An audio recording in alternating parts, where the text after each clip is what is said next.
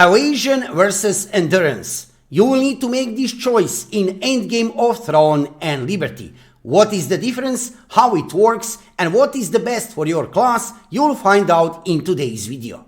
Before we start, let me just say, subscribe to my YouTube channel to see more of Throne and Liberty videos in the future. As you can see, I'm already here in the game, playing currently on servers in Korea. This video I'm preparing specially for global release of this game. In front of you, you can see all the stats available currently in Throne and Liberty. Now, regarding evasion and endurance, there are defensive stats and they are very, very important. Why? You'll find out in the next few minutes. Now, I'm playing this game since December 7, 2023 over there on servers in Korea. And I have put here written in front of you all of my knowledge from my experience and from experience of other players regarding evasion and endurance, regarding different kind of builds, regarding different kind of classes, what is evasion, what is endurance, and how it actually works. On the end of this video, you will have clear idea what is the best for you, for your class, for your build.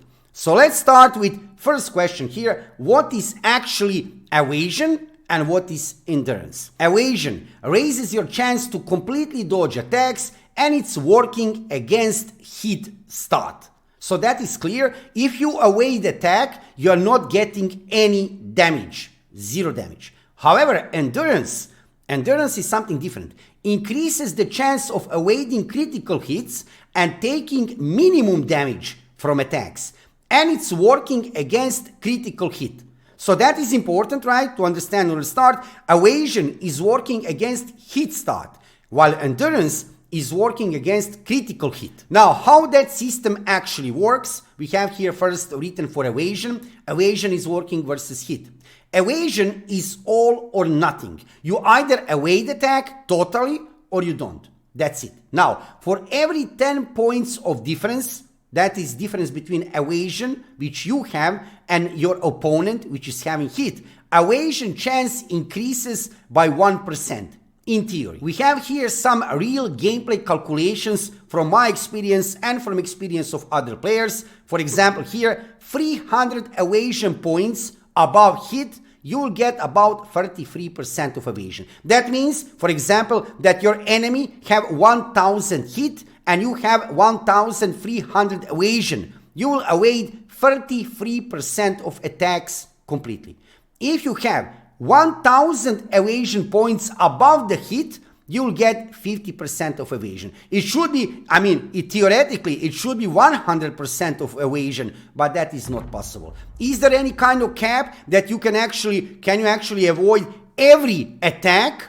Not really, not really. You can avoid 50% of attacks, and that is already a big deal. Now, regarding evasion and regarding hit, there is something very important to understand regarding daggers. Daggers are still one of the best and probably currently the best secondary weapon of the game. Daggers' passive abilities will highly increase your critical hit and damage overall, but not only that. Passive abilities of the dagger will highly increase your evasion. So, if you have decided to play on daggers as one of the weapons in combination, probably secondary, it's very rare that I can see that somebody is playing daggers as a main weapon. Nevertheless, if you have decided to do that, it's okay, but probably you will play daggers as a secondary weapon.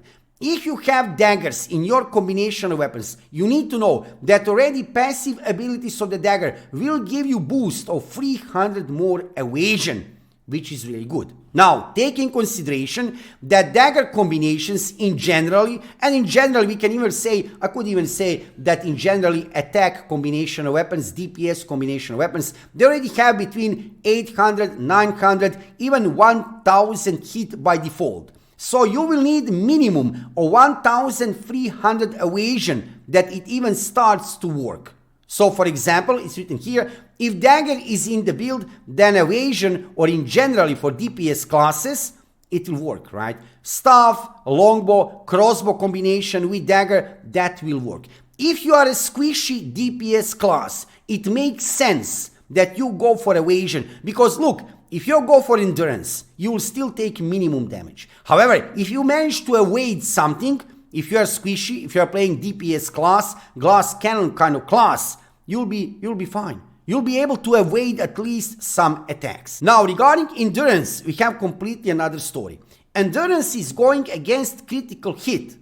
Endurance will reduce damage on you which is coming from critical hit. For every 10 points of difference, also chance to get endurance effect should increase by 1%.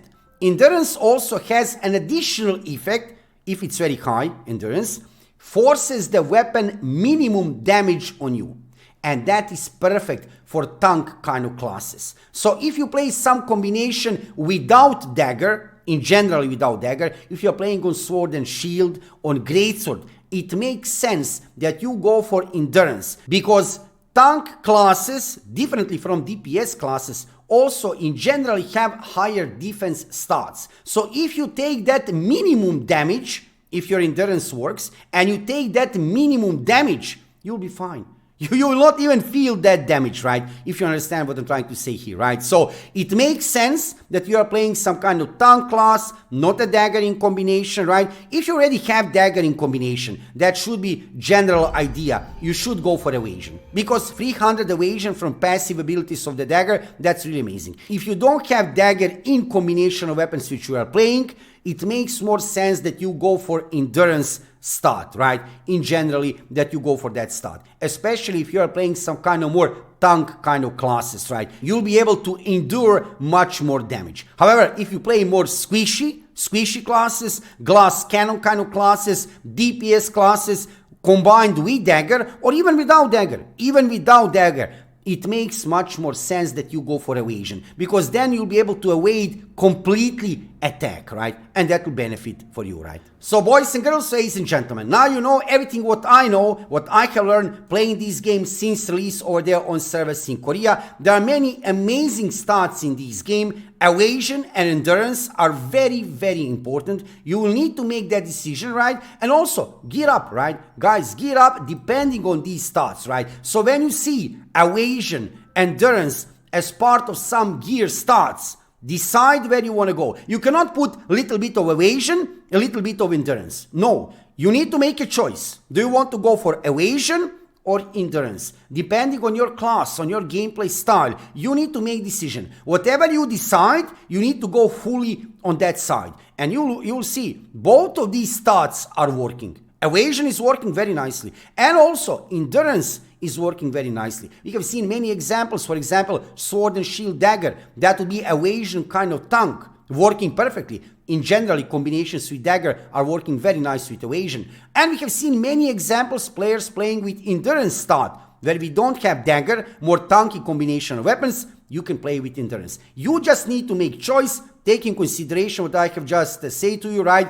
Take in consideration everything what is written here. This is from my experience and experience of other players who are playing over there on servers in Korea almost 1 year now after a Korean release. I hope I can manage to help you with this video. Consider subscribing to my YouTube channel, because I'm preparing lots of guides for global release of this game. Check on my YouTube channel. I already have more than 400 videos. Yes, you heard right. More than 400 videos from World of Throne and Liberty, different kind of guides, PvP-wise, PvE-wise, dungeons, crafting, different kind of life skills. Whatever you want to know from World of Throne and Liberty, you'll find out here on my YouTube channel. So make sure to subscribe. Thank you for watching the video, and see you soon with another Throne and Liberty video.